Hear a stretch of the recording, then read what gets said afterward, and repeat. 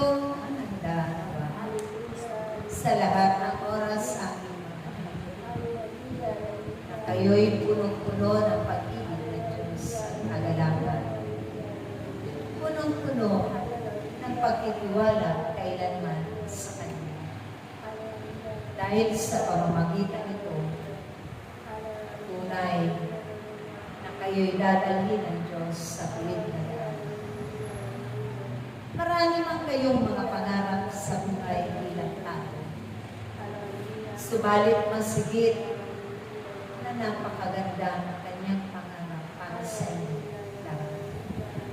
Kaya kung minsan kayo naman ay may nararanasang kabiluhan,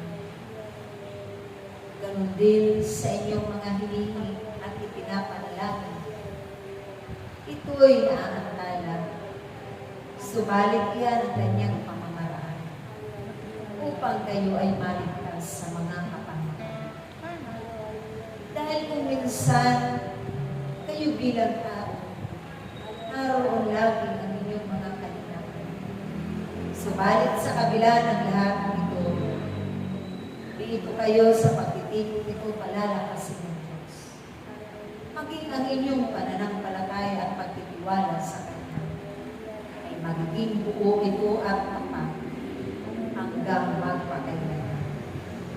Kaya nawa ito ang inyong hangarin aking mga anak, na kayo'y laging nasa piling ng Diyos, nananatili na naglilingkod sa inyong mga kapwa. Dahil ito ang kanyang kalooban. Kapag kalooban ng Diyos, kailanman hindi kayo mapapagod.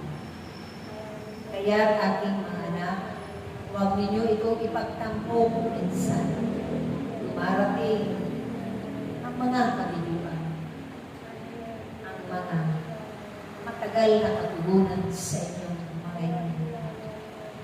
Dahil siya lang ang nakakaalam ng lahat. At batid na rin ninyo sa manang ito.